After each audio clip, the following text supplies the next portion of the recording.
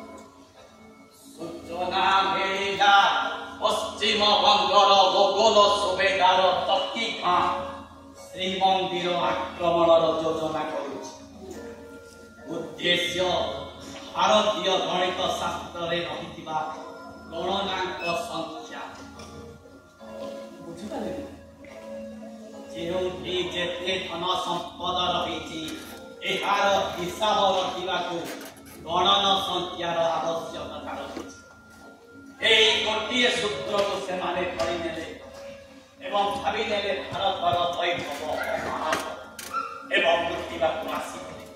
ହଁ, ଏ ଭାରତୀୟ ଇତିହାସ ତ ଲୁଟ୍ରା ମାନଙ୍କୁ ମହାନାଜ କରିଦେଇଛି। କଥାରେ ଅଛି ପରା, ଯାହା ନାହିଁ ଭାରତେ ତାହା ନାହିଁ ଜଗତେ। ବୈଭବରେ ପୂର୍ଣ୍ଣ ଭାରତରେ ଏହାର ସର୍ବୋପରି ଏହାର ଆଧ୍ୟାତ୍ମିକ ଚେତନା, ଶିକ୍ଷା, ସଂସ୍କୃତି, ପରମ୍ପରା, ଆଧ୍ୟାତ୍ମିକ ଚେତନା ସାରା ବିଶ୍ୱକୁ ଦିଗ୍ଦର୍ଶନ ଦେଇଛି, ଆକର୍ଷିତ କରିଛି। ଆଉ ସେଇ ଆକର୍ଷଣ ହିଁ ଭାରତକୁ ପରାଧୀନତାର ଶୃଙ୍ଖଳ ପିନ୍ଧିବା ପାଇଁ ଅନେକାଂଶରେ ଦେଲେ। ଷୋଡ଼ଶ ପଞ୍ଚଦଶ ଶତାବ୍ଦୀକୁ ଓଡ଼ିଶାର ପଞ୍ଚସଖାଙ୍କ ଯୁଗ ବୋଲି ଅରମ୍ୟ ଭାବ ଜାଣେ ଯଶବନ୍ତ, କାଳ କଟା ଯନ୍ତ୍ର ଜାଣଇ ଅନନ୍ତ, ଆଗତ ଅନାଗତ ଅଚ୍ୟୁତ ଫଣେ, ବଳରାମ ଦାସ ତତ୍ତ୍ୱ ବଖାଣ, ବୀର ଭାବ ଜାଣେ ଜଗନ୍ନାଥ, ପଞ୍ଚସଖାଏ ଓଡ଼ିଆ ମହନ୍ତ, ପଞ୍ଚସଖାଏ ଓଡ଼ିଶା ମହନ୍ତ। এই ସମୟରେ ବଙ୍ଗରୁ ଶ୍ରୀ ଚୈତନ୍ୟ ଆସିଥିଲେ। हरे कृष्ण कृष्ण कृष्ण हरे हरे, हरे राम राम राम हरे हरे, हरे कृष्ण कृष्ण कृष्ण हरे हरे, हरे राम ମହାମନ୍ତ୍ରର ତାଳେ ତାଳେ ନୃତ୍ୟ କରି ପରମ ବ୍ରହ୍ମ ପ୍ରଭୁ ଜଗନ୍ନାଥଙ୍କ ଭାବରେ ସ୍ୱୟଂ ତଲ୍ଲୀନ ହେଲେ। ସମସ୍ତ ଓଡ଼ିଆ ଭାବର ଠାକୁର ପ୍ରଭୁ ଜଗନ୍ନାଥଙ୍କ ସାନ୍ନିଧ୍ୟ ପାଇଁ ଏହାକୁ ଚରମ ଓ ପରମ ପନ୍ଥା ରୂପେ ଗ୍ରହଣ କରିଥିଲେ। ସ୍ୱୟଂ ଗଜପତି ମଧ୍ୟ ଏଥିରୁ ବାଦ କଲେ। ଫଳସ୍ୱରୂପ ଯୁଦ୍ଧ ବିମୁଖ ଓଡ଼ିଆ ହାତରେ ଅଞ୍ଚଳି ଧରି କୃଷ୍ଣ ପ୍ରେମରେ ମଗ୍ନ ହେଲେ। ଆଉ ଏହା ସୁଯୋଗ ନେଲେ ମୋଗଲ। କିନ୍ତୁ ସେ ଚୈତନ୍ୟକୁ କଣ ଏଥିପାଇଁ ଦାୟୀ କରାଯିବ? ଶ୍ରୀମଦ୍ ଭଗବତ ଗୀତା ପାଠ କରିଛ? ଶୁଣ,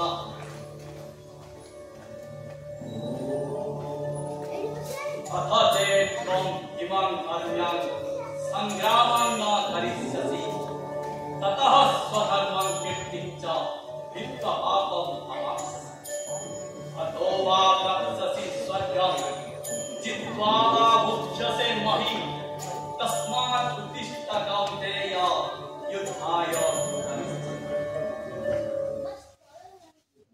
ଧର୍ମ ରକ୍ଷା ପାଇଁ ଯଦି ଯୁଦ୍ଧ ନ କର, କର୍ତ୍ତବ୍ୟରେ ଅବହେଳା ଯୋଗୁଁ ପାପ ଅର୍ଜନ କରିବ ଏବଂ ମର୍ଜିତ ଯୋଦ୍ଧାର ଯଶ ହରାଇବ। ଯୁଦ୍ଧରେ ପ୍ରାଣତ୍ୟାଗ କଲେ ସ୍ୱର୍ଗ ଲାଭ, ବିଜୟୀ ହେଲେ ଭୌତିକ ସାମ୍ରାଜ୍ୟ। ତେଣୁ ଉଠ, ଯୁଦ୍ଧ ନିମିତ୍ତ ତୁ ତ ନିଶ୍ଚୟ ସେଇଥିପାଇଁ ଭକ୍ତି ଓ ପ୍ରେମ ସହ ଶୌଚୀର ଆବଶ୍ୟକତା ଅପରିହାର୍ଯ୍ୟ। ଏହି ଅକୀର୍ତ୍ତିକର ସମୟରେ ପୁରୀ ଗଜପତିଙ୍କୁ ପ୍ରଭୁ ଜଗନ୍ନାଥ ସ୍ୱପ୍ନାଦେଶ ଦେଇ କହିଲେ, ମୋତେ ଗଞ୍ଜାମ ନିକଟସ୍ଥ ଆଠଗଡ଼ର ମଥୁରା ଗ୍ରାମ ନିକଟ ହାତୀବାଡ଼ି ପର୍ବତକୁ ନେଇ ତାହାର ଦକ୍ଷିଣ ପାର୍ଶ୍ୱରେ ଅବସ୍ଥିତ ଉଦ୍ୟାନରେ ନେଇ ସ୍ଥାପନ କର। ମହାବାହୁଙ୍କ ଆଦେଶ ପ୍ରକାରେ ଶ୍ରୀଜୀଉଙ୍କୁ ଚିଲିକା କୂଳେ କୂଳେ ନଈରି ବାଲୁଗାଁ ଖଲିକଟ ଦେଇ ପୋଲସରା ନିକଟସ୍ଥ ଚିକିଲି ଗ୍ରାମରେ ଏବଂ ତାପରେ ଏଠାରେ ମାରଦା ମନ୍ଦିରରେ ରଖି ପୂଜାର୍ଚ୍ଚନା କରାଗଲା।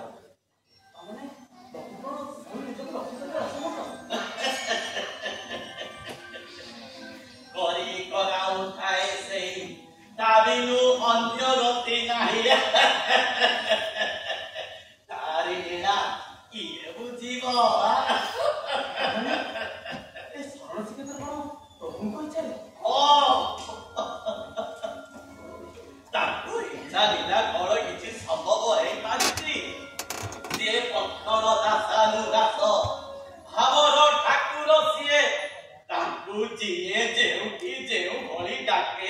ସିଏ ସେଠି